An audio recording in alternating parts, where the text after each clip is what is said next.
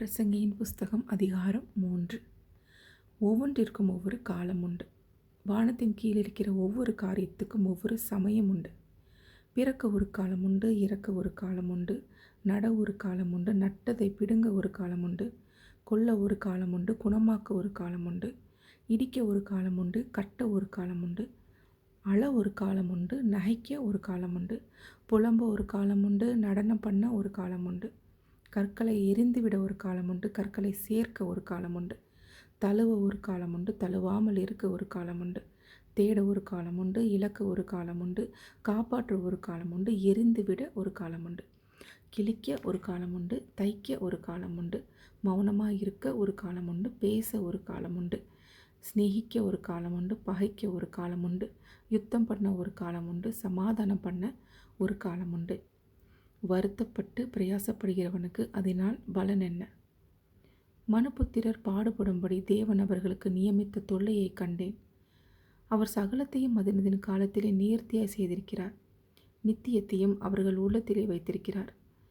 ஆதலால் தேவன் ஆதி முதல் அந்த மட்டும் செய்து வரும் கிரியையை மனுஷன் கண்டுபிடியான். மகிழ்ச்சியாய் இருப்பதும் உயிரோடு இருக்கையில் நன்மை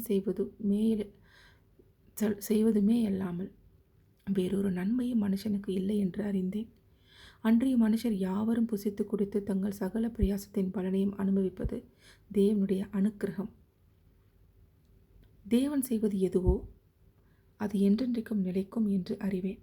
அதனோட ஒன்றும் கூட்டவும் கூடாது, அதிலிருந்து ஒன்றும் குறைக்கவும் கூடாது. மனுஷர் தமது சமூகத்தில் பயந்திருக்கும்படி தேவன் இப்படி செய்து வருகிறார். முன் நடந்ததே இப்பொழுதும் நடக்கிறது, இனி நடக்கப் போகிறது முன்னமே நடந்ததையோ தேவன் விசாரிப்பார். பின்னும் சூரியனுக்கு கீழே நான் நியாயஸ்தலத்திலே கண்டேன். அங்கே அநியாயம் இருந்தது. நீதி ஸ்தலத்தையும் கண்டேன். அங்கே அநீதி இருந்தது. சகல எண்ணங்களையும் சகல செய்கைகளையும் நியாயம் தீர்க்கும் காலம் இனி இருக்கிறபடியால் சன்மார்க்கனையும் துன்மார்க்கனையும் தேவன் நியாயம் தீர்ப்பார் என்று என் உள்ளத்தில் எண்ணினேன்.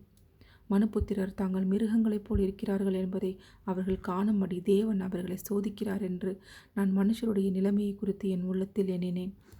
மனுபுத்திரருக்கு சம்பவிக்கிறது மிருகங்களுக்கும் சம்பவிக்கும்.